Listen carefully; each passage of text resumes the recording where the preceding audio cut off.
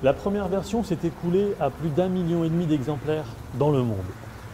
Dessinée, développée et toujours construite dans l'usine de Sunderland en Angleterre, grâce à un investissement de 100 millions de livres, je vous présente aujourd'hui le tout nouveau Nissan Juke. Après presque 10 ans de carrière, voici donc la deuxième génération. Il était temps. Au niveau des dimensions, on est sur 4,21 m de longueur, 1,80 m de largeur et 1,59 m de hauteur. Au niveau des couleurs, le nouveau Juke est disponible en 11 coloris unis et 3 bitons. On passe au design. Ce nouveau Juke dispose des feux LED de série, améliorant la visibilité de nuit, ce qui offre un champ de vision jusqu'à 10 mètres de large, ce qui le classe pour cela sur la première marche du podium dans cette catégorie. A noter également la présence des anti-brouillards, également à LED.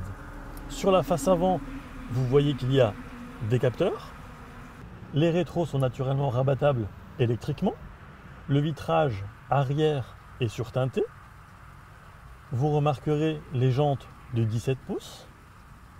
Et à l'arrière, il y a également les capteurs ainsi qu'une vraie caméra de recul. À l'heure où je tourne ces images, il n'y a pour l'instant qu'un seul bloc essence 3 cylindres 1 litre qui développe 117 chevaux avec 200 Nm de couple. À l'intérieur, vous avez le choix entre une boîte manuelle à 6 vitesses ou automatique à double embrayage et 7 rapports. Vitesse max 180 km/h. Le poids du véhicule est compris entre 1,2 tonne et 1,3 tonne à vide. Le réservoir est de 46 litres. Enfin, il y a 2 roues motrices et 3 modes de conduite avec les palettes au volant. Bon, encore une fois, les palettes au volant ici, c'est plus gadget qu'autre chose, mais elles sont là.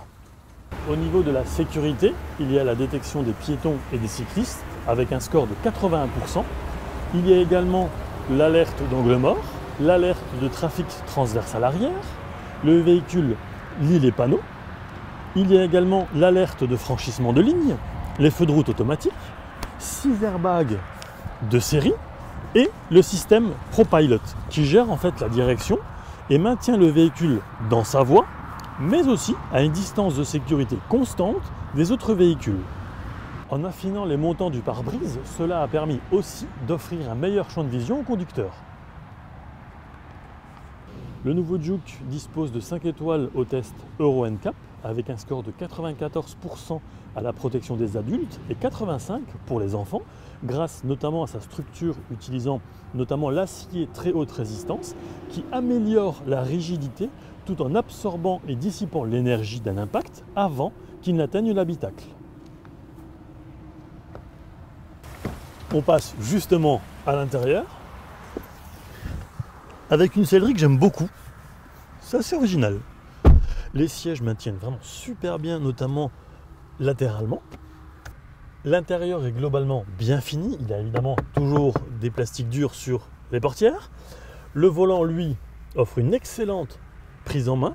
Et ce que j'aime bien, mais vous l'avez déjà certainement vu dans l'autre vidéo que j'ai présentée sur YouTube sur le véhicule en statique, c'est vraiment l'intérieur. C'est épuré. Je trouve que l'ergonomie est plutôt pas mal. Il y a un écran ici qui regroupe les points principaux, par exemple la navigation. Lorsque l'on enclenche la marche arrière, on voit ce qui se passe à l'arrière. Les 3 petites buses d'aération ici sont plutôt sympas, ça me rappelle un petit peu ce qu'on retrouve dans les avions. Plus bas, clim électronique. On peut aussi avoir en option les sièges chauffants. Une prise auxiliaire, USB et 12 volts. Même, regardez autour du bouton pour démarrer la voiture, comme une petite imitation carbone, c'est très joli. Boîte 6, les différents modes de conduite, éco, normal et sport, le frein à main, 2 porte-gobelets. Encore une fois, même ici, regardez ce qu'il y a juste là. C'est tout bête, mais c'est très sympa. Un tout petit espace en dessous de la coudoir centrale. À l'avant, on se sent vraiment bien. La rétrovision est plutôt pas mal. La vue à l'avant l'est tout autant. Je rappelle qu'ils ont affiné les montants pour permettre de mieux voir. Mais qu'en est-il de l'espace à l'arrière ? Les portières arrière sont intégrées à la carrosserie. On retrouve ça chez d'autres et je trouve ça plutôt sympathique. La place, je passe juste ma main sans bouger ma position de conduite en sachant que le siège passager est au même niveau. Au niveau de la tête, il me reste à peu près ça. C'est pas mal. Pour rappel, je mesure plus d'1m80. Au niveau de l'assise, on est vraiment bien installé. Ce qui m'étonne un petit peu, c'est vraiment ce côté massif du siège passager avant. J'aurais bien vu une petite ouverture par exemple, mais bon, ça n'y est pas, soit. Un petit vide-poche juste là et une prise USB. On passe maintenant au volume du coffre. Le coffre dispose en configuration classique comme celle-ci d'un volume de 422 litres, ce qui est 20% de plus que la génération précédente, et jusqu'à 1305 comme ça. Alors en conclusion, qu'est-ce que j'ai retenu de ce nouveau Nissan Juke? Tout d'abord, j'ai bien aimé le design extérieur, globalement. Ensuite, à l'intérieur, c'est extrêmement confortable. J'ai fait un peu plus de 480 km avec, est vraiment top. Le volant offre une excellente prise en main. La boîte de vitesse, c'est souple, ça réagit très très bien. La direction est précise, légère également, donc ça c'est un bon point. La consommation s'est montrée raisonnable. Je donne un exemple très concret, c'est un trajet autoroutier entre Bruxelles et Luxembourg. Consommation mixte avec une température de 10 degrés extérieur, 5,9 litres au 100 km. Plutôt pas mal, surtout que la voiture est neuve. A contrario, je n'ai pas beaucoup aimé quelques détails de finition. Certes, c'est un véhicule affiché qui démarre à 19 990 €, donc ça suit une certaine logique quand même. Et le régulateur de vitesse.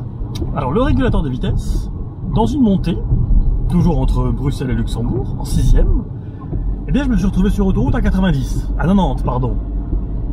Ça fait bizarre. Et dans les descentes, notamment avec des radars, régulateur bloqué à 120, eh bien le véhicule dépasse cette vitesse. Faudra juste y faire attention. Enfin, dernier point, il m'est arrivé, en sortant de chez moi, que le GPS me dise que la route était à accès limité et non goudronnée. Alors que je sache, je n'habite pas dans les champs.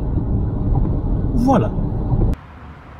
Démarrant à 19 990 € pour la première des 6 finitions. Là, on est sur une version N Connecta, affichée approximativement à 24 200 €, TVA luxembourgeoise. Pour cet essai, je tiens à remercier Romain qui est derrière la caméra, sans oublier la concession Nissan de Feutz pour le prêt du véhicule. Et quant à moi, je vous dis à très vite pour de prochaines vidéos. Ciao!